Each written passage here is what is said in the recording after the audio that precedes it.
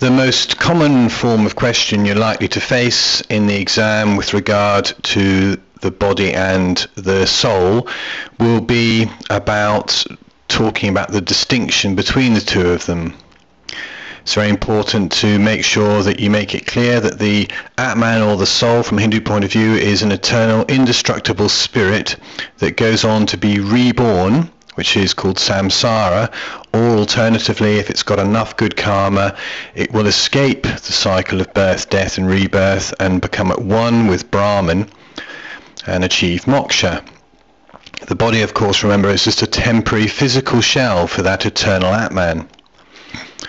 Unfortunately for the Atman, as you know, the body is the instrument that decides whether the Atman gets good or bad karma. The body being driven by three drives: tamas, rajas and sattva. Tamas is the drive to give into temptation, and it's easy to remember that because it begins with a T.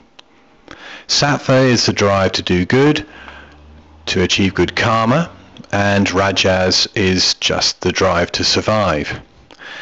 Now you'll remember that sattva, the drive to do good, is conditioned by those three things: dharma, puja and ahimsa. So if the body is doing its daily puja in the form of arti or dasan or havan, and it's doing its dharma according to its status in life, the varna it's in, and of course the stage that it's in, for instance it might be a householder, then it's going to get good karma. And the likelihood is that that Atman will be reborn either in a better varna, higher up the caste system next time, or it may achieve moksha. It's also worth noting that the top four varnas are called twice-born. That doesn't mean they've been born twice. What it indicates is that they have an opportunity to achieve moksha at the end of this particular life. Traditional Hindus would believe that only males can achieve moksha. So if you were a female and in a traditional Hindu family, you would need to be reborn again in a male body. Anyway, back to the distinction between the body and the Atman.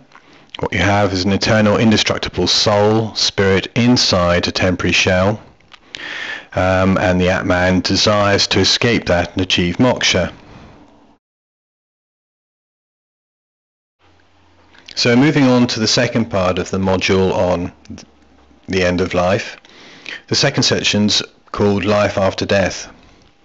Here, if you're answering a question in the exam, you'll have an opportunity to talk specifically about reincarnation.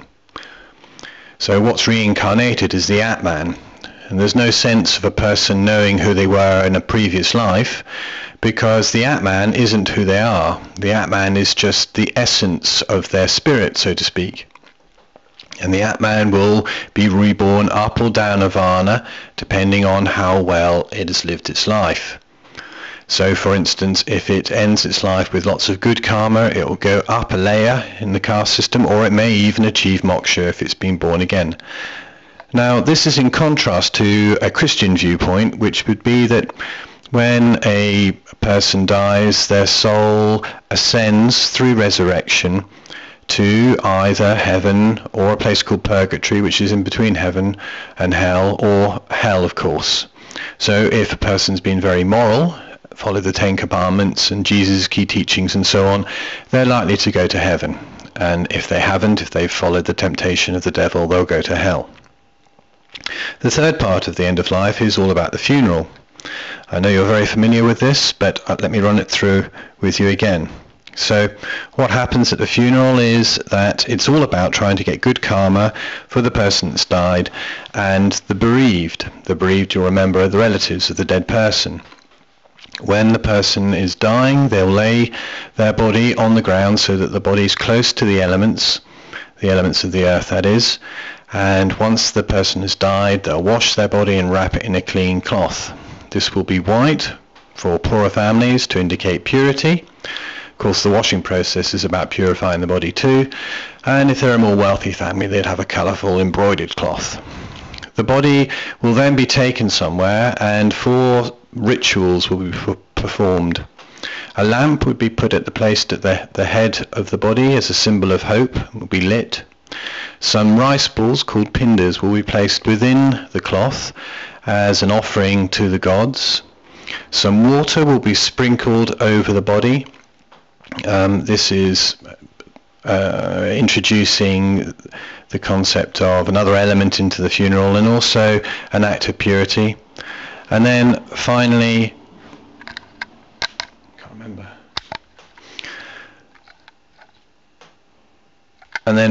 a mala or a garland of flowers will be placed around the neck of the dead body, the cadaver as it's called.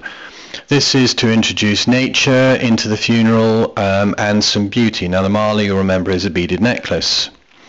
Once the body has been prepared like this, it's carried by relatives, generally speaking males with shaved heads. They've shaved their heads to get rid of bad karma, to the cremation site. And this will be where the funeral pyre, P-Y-R-E, has been built. The body will be placed amongst the wood, and ghee and incense will be put into the pyre. The ghee is an accelerant to make sure that the fire burns with some vigour, and the incense is to create a nice smell. The eldest male of the family, whose head will be shaved, it will be part of his dharma to light the funeral pyre. And once it's burning, the mourners, the bereaved, will chant blessings and may have a small amount to eat while the pyre is burning. And then the eldest male will use a staff to crack the skull of the dead person to release the Atman so that it can go on to its rebirth. Once the pyre is burnt down, the ashes will be taken to, hopefully, to the river Ganges in India, where they'll be scattered so that they're returned to the elements of the universe and the earth. If, for instance, the death has taken place in the UK, sometimes the ashes will be flown out to Delhi, to India, and scattered in the ashes, but more frequently they'll be taken to a river in the UK, or perhaps the sea, and scattered there. What's important is that the ashes are returned to the elements. There then follows 13 days of mourning where relatives won't work, and they'll remember the dead person who's passed away. And once again, just need to remind you that the funeral is all about the bereaved doing their dharma and trying to either get good karma for themselves or for the dead person.